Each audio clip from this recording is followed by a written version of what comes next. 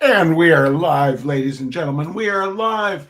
For some reason, the little thing over on StreamYard was saying scheduled as opposed to that we were able to go live, which was concerning because I felt totally out of practice doing these. But I think it's important. I think it's important to have Benchley nights. And apparently now it's working. There it says there are two people watching. That is wonderful. Um, I hope, Martha, are you able to find us? Um, Normally, Martha has some issues connecting, and when I have plenty of time, I send her a link. But I did not have plenty of time. I got to painting, ladies and gentlemen. I got to painting this afternoon, and then I just rushed home right now and set up. I haven't read through tonight's story. I haven't updated the list of supporters, but I do think it's important to do these readings. Why? Because the news is so damn depressing. Um, didn't you think, ladies and gentlemen, that when dystopia came, it was going to be like wicked clever? It was like going to be like, oh man, I couldn't have thought of that. Oh, he turns out to be the Antichrist. Well, I never figured it would be as stupid as it has turned out to be. People are, as my father would sometimes say, fatheads. People are idiots. But we're going to leave that aside because but I think it's important that we have solidarity. We are the dance band on the Titanic, and by God, we're going to keep a smile on our face as the ship goes down. It was not Nearer, My God, to Thee that they were played as the ship went down. Did you know? What they were playing was a hymn called Autumn. So although it is spring, it is autumn on the deck of the Titanic. And Charbonneau has decided to join us. Well, anyway, welcome, ladies and gentlemen. There it says there are 11 people watching now, which is great. Jim Frisk blows against the umpire. Jim blows against the umpire. And there's my very, very tall cousin. And yes, stupid and ill-tempered, says my very tall cousin. And very tall cousin, are we not lucky that everybody in our family cannot stand these corrupt, venal assholes? What it would be like if we lived in a family that had MAGA supporters. It would be disturbing. And I've got lots of friends who have to deal with that. Anyway, tonight's reading, ladies and gentlemen, by the great Robert Benchley, Kiddie-Kar Travel. I have not read this. I know I haven't read this recently, and I know that someone wants scritches. And I know that it's funny, so I just grabbed it. And if you knock over my beer, Charbo, you are going to be in trouble. Hang on a sec, ladies and gentlemen. I'm going to put the beer inside a roll of wrapping tape so he can't knock it over inadvertently. He would never deliberately knock it over. But anyway, tonight's reading, Kiddie-Kar Travel by Robert Benchley. In America, there are two classes of travel, first class and with children. Traveling with children corresponds roughly to traveling third class in Bulgaria. They tell me there is nothing lower in the world than third class Bulgarian travel. The actual physical discomfort of traveling with the kiddies is not so great, although you do emerge from it looking as if you had just moved the piano upstairs single-handedly. It is the mental wear and tear that tells upon one. And for a sensitive man, there is only one thing worse, and that is a church wedding in which he is playing the leading comedy role. There are several branches of the ordeal of going on choo-choo, and it is difficult to tell which is the roughest. Those who have taken a very small baby on a train maintain that this ranks as pleasure along with having a nerve killed. On the other hand, those whose wee companions are in the romping stage simply laugh at the claims of the first group.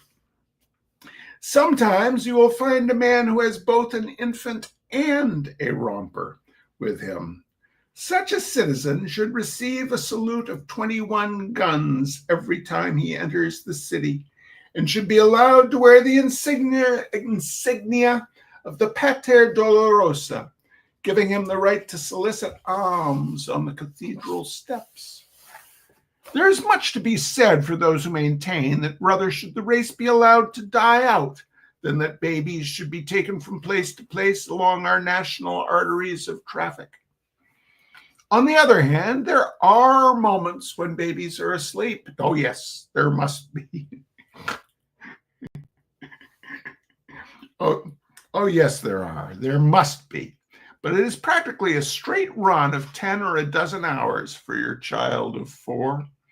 You may have a little trouble in getting the infant to doze off, especially as the trained newsboy waits, crouching in the vestibule until he sees signs of slumber on the child's face, and then rushes in to yell, "Copy of Life, out today!" right by its pink shell-like ear. But after it is asleep, your troubles are over, except for wondering how you can shift your ossifying arm to a new position without disturbing its precious burden.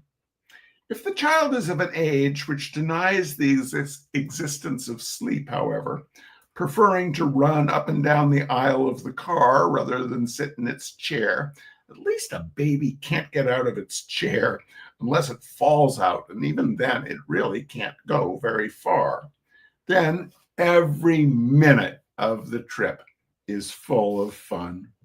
On the whole, having traveled with children of all the popular ages, I would be inclined to award the hair shirt to the man who successfully completes the ride with a boy of, let us say, 3.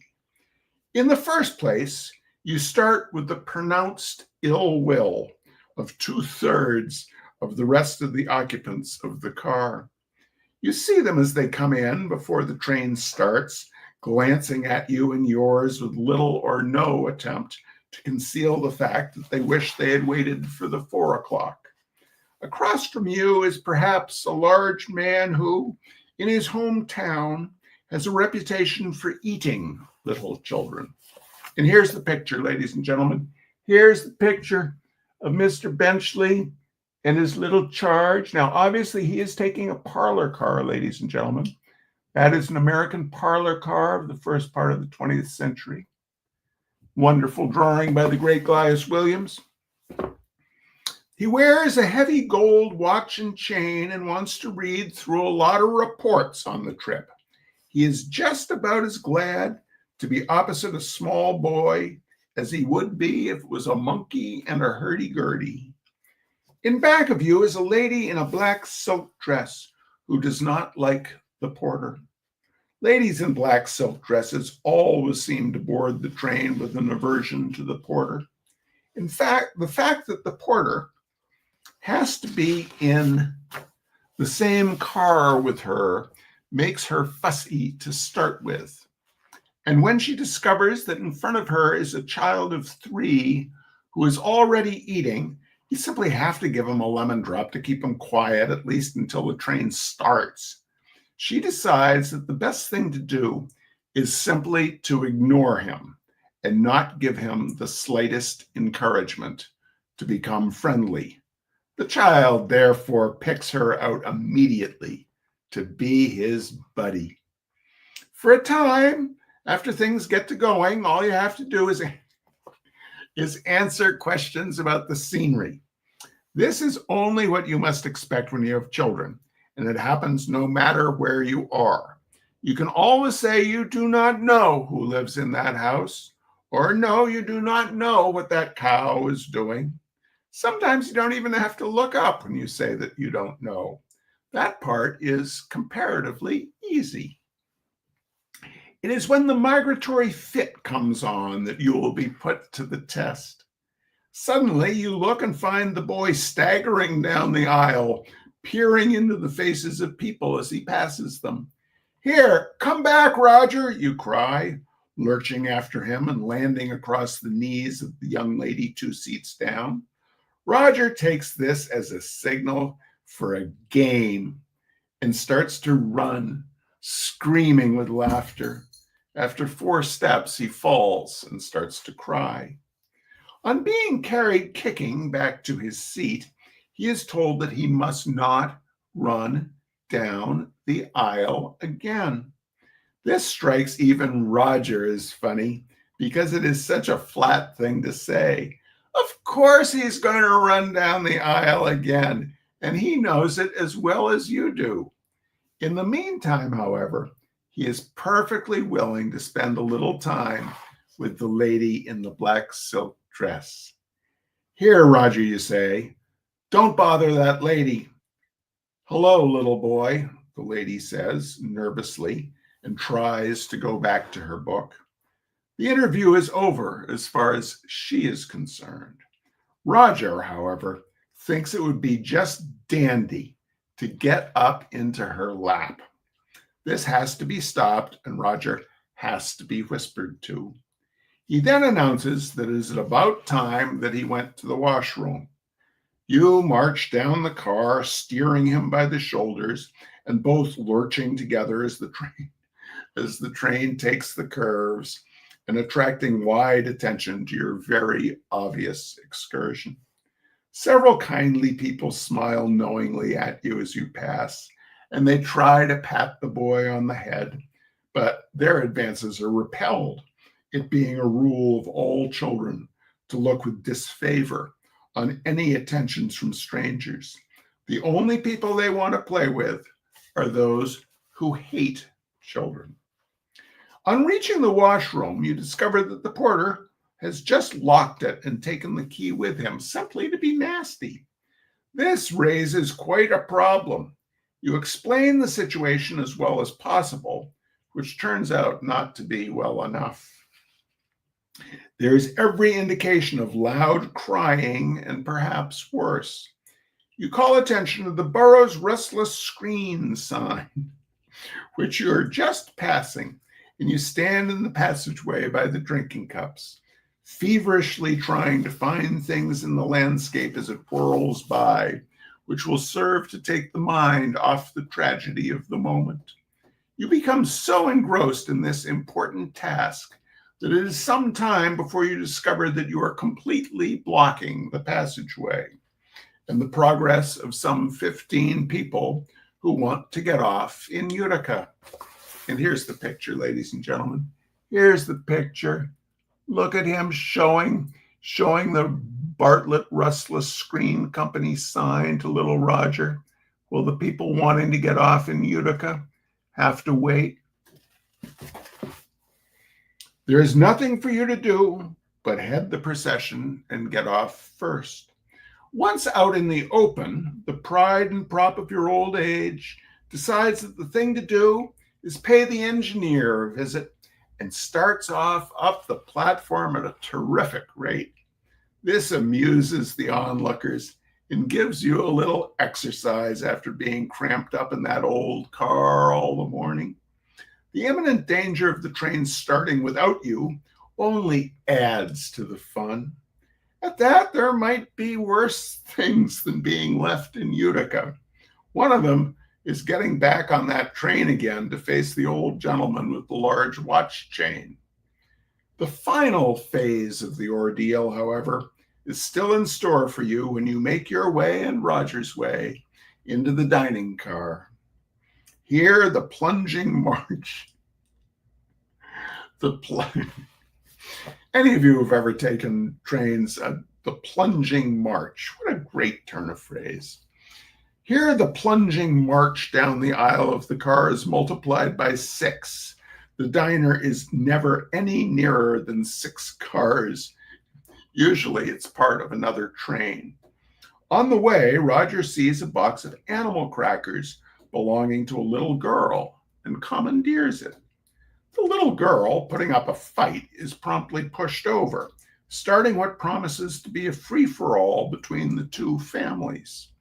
Lurching along after the apologies have been made, it is just a series of unwarranted attacks by Roger on sleeping passengers and equally unwarranted evasions by Roger of the kindly advances of very nice people who love children. In the diner, it turns out that the nearest thing they have suited to Roger's customary diet is veal cutlets, and you hardly think that his mother would approve of those. Everything else has peppers or sardines in it. A curry of lamb across the way strikes the boy's fancy, and he demands some of that. On being told that he has not the slightest chance in the world of getting it, but how would he like a little crackers and milk, he becomes quite upset and threatens to throw a fork at the Episcopal clergyman sitting opposite. Pieces of toast are waved alluringly in front of him, and he's asked to consider the advantages of preserved figs and cream. But it is curry of lamb or he gets off the train. He does not act like this at home. In fact, he is noted for his tractability. There seems to be something about the train that brings out all the worst that is in him, all the hidden traits that he has inherited from his mother's side of the family. Very well then, Roger, we'll go back without any nice dinner, you say, and carry him protesting from the diner, apologizing to the head steward for the scene, considering dropping him overboard as you pass through each vestibule. In fact, I had a cousin once who had to take 3 of his little ones on an all-day trip from Philadelphia to Boston. It was the hottest day of the year, and my cousin had on a woolen suit. By the time he reached Hartford, people in the car noticed that he had only 2 children with him. At Worcester, he had only 1. No one knew what had become of the others, and no one asked. It seemed better not to ask. He reached Boston alone, and he never explained what had become of the tiny tots. Anyone who has ever traveled with tiny tots of his own, however, can guess. All right, ladies and gentlemen, all right, that is tonight's reading. I promise to be better prepared next week. I am sure the unceasing litany of obscenity against America will be continuing, and so I hope you will join us. And if you have things to do, you can go off and do them. If you have nothing to do and you are a supporter, here is the 1 month out of date list of people who are paid members of our Substack. Oh, there's another thing, ladies and gentlemen. There's another thing. 10 years ago, I did a commission for a person who had been on one of the Roots on the Rails trips to Denali, who had wanted a painting done of a photograph that they had taken. I did the painting. I was commissioned to do the painting. This person has now asked me to take back various works that he had purchased over the years, including that painting. And I will be offering that painting during the month of March for those who are paid supporters of the Substack at a very, very reasonable price. If you want a painting of Denali, it's not a painting of Mount McKinley, ladies and gentlemen. It's a painting of Denali. But be on the lookout for that. And so I would like to thank, get ready, it's long. I would like to thank the Unidentified Unglet may give out. I've got the substitute Unidentified Unglet right here. I would like to thank Catherine Fisher. Let's go to the substitute. Catherine Fisher, Susan McNeil, Sonia Jackson, Christina Stockman, Terry Widener, Bree Dodson, Elizabeth Swartz, Lizzie Grosso, Adele Reichart, Christy Marks, Kate Fry, John T. Wilhelm, Deborah Lovett, Jean Fry, James Gilbraith, Marlon Gibson, Ann Cousins, Carol Burning, Helen Siksek, Nancy Radzik, MJ Brush, Cindy Baker, Nancy Bass, Rhea Brooms, Mary Graham, Magic Starheart, there's a name, Cece Danforth, Kay McDonough, Melinda Weingartner, Jeb Hart, Busy Graham, Nancy Flanagan, Susan McCullough, Kathleen Bartlett, Sharon Allen, Sandy Like the Beach Daniel, Scott Jones. Scott Jones, hero of the revolution, ladies and gentlemen. Scott Jones posting good stuff on his Facebook page, suffering the slings and arrows. Good man, Scott Jones. Susan Dalton, Jimmy Malley, Nancy Teagarden Weinnick, David Erlanger, Mike Steele, Bob Manning, Don Anderson, Lincoln Payne, Sue Kibbe, the great Martha Rowley, and yes, Martha Rowley, I did receive today's envelope. And out there in Pittsburgh, Pennsylvania, trying to talk sense into that John Fetterman, ladies and gentlemen, trying to talk sense into that man who he towers above. And John Fetterman is no wee little fellow himself, but towering above him is my very, very, very tall cousin, Mr. Nat Hunter, his wonderful wife Elise, and their wee little dog, Ginger. All right, ladies and gentlemen, fight the powers that be. Don't give up. Don't give up the ship. We are not going down without playing Autumn at least one more time. See you next week. Take care. Bye-bye.